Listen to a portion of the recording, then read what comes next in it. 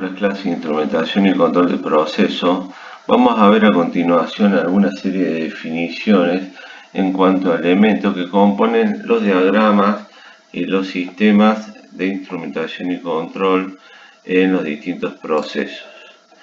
A continuación pueden ver un diagrama un poco más complejo de lo que hemos visto anteriormente, donde pueden visualizar, por ejemplo, transmisores de nivel, alarmas, controladores de sistema de control distribuido, sensores, transmisores, convertidores, registradores y indicadores en algunos casos. Todos los sistemas en general están compuestos por alguna alarma que la alarma se trata de un elemento que señaliza la existencia de un mal funcionamiento o situación anormal por medio de una indicación visual, acústica o ambas. El elemento alarma es un indicador que se produce a partir de una señal enviada seguramente de algún elemento ubicado en la línea de proceso. Por ejemplo, en este caso, en la figura pueden ver un presostato, que es simplemente un switch que al detectar algún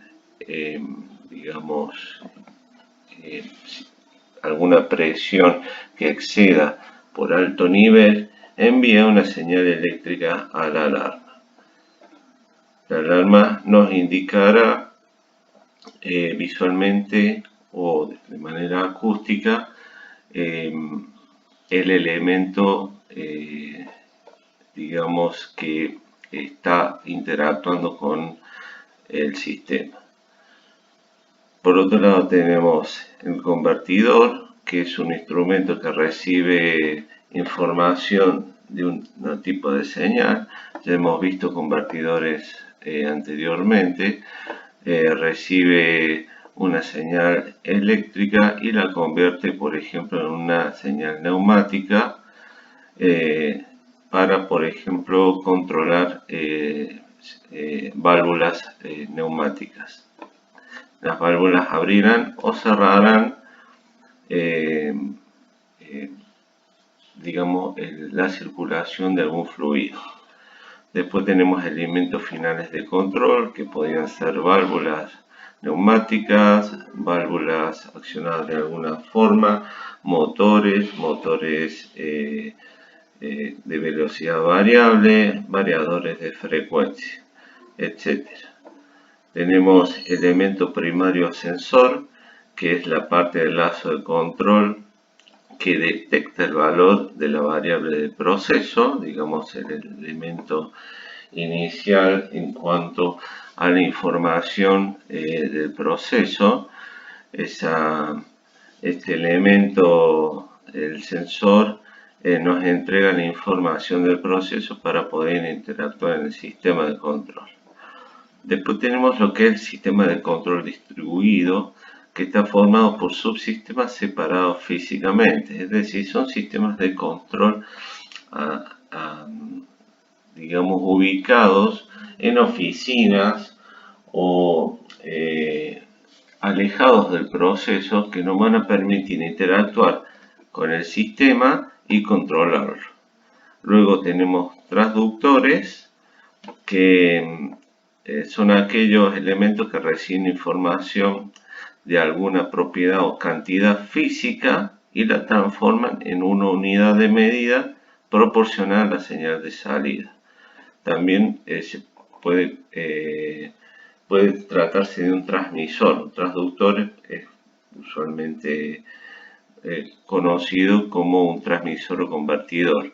Un transmisor es un elemento que detecta el valor de una variable de proceso por medio de un sensor y suministra una salida. Un ejemplo puede ser un termopar, es decir, termopar detecta la temperatura en un proceso y la traduce en una señal eléctrica que es transmitida. También podemos tener transmisores de presión diferencial para medir caudales o niveles, transmisores de presión, etc. Y por último vamos a ver controlador lógico programable, que es el corazón del proceso, uno de los elementos más importantes en todo proceso, instrumentación y control.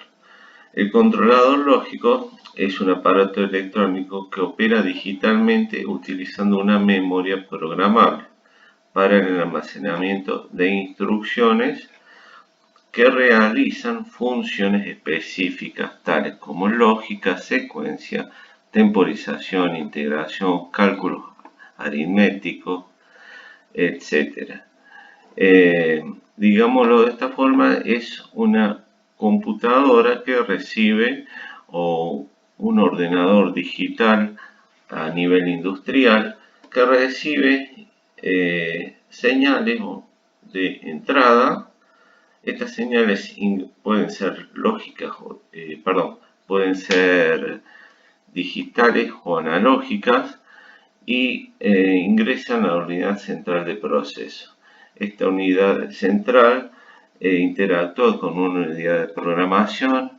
En esa unidad de programación incluimos el programa, diseñamos el programa, lo almacenamos en la memoria e interactuará la unidad de proceso con las señales de entrada e enviará una señal de salida.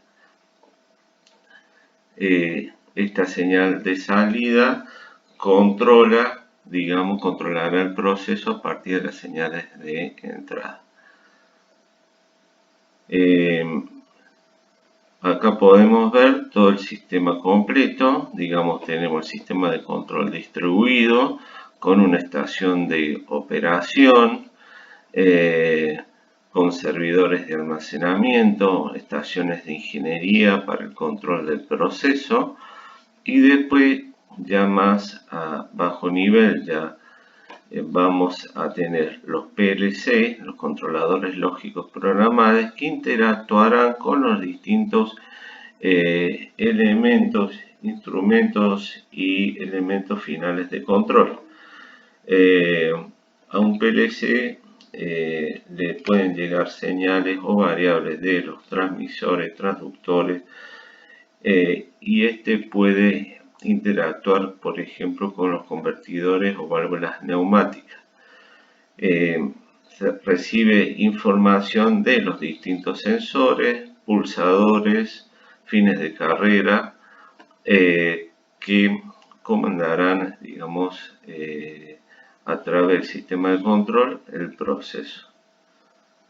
Los lenguajes de programación de PLC más conocidos son el IL, Instruction List, que es un lenguaje de texto, uno de los lenguajes más antiguos.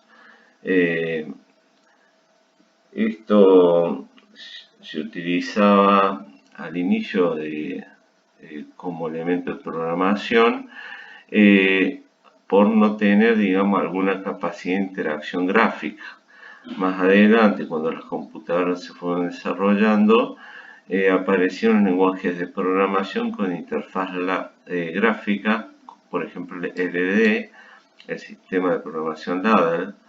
Es uno de los lenguajes más conocidos, más extendidos, y se programa, gráficamente.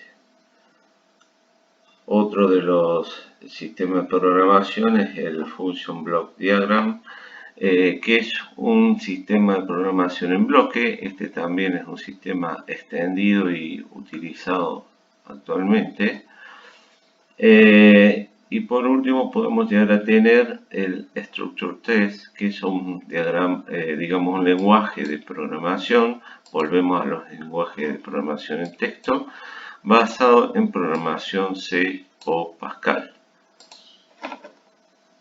Todos estos lenguajes permitieron, digamos, la programación, permite la programación del PLC y poder controlar, digamos, las variables del proceso.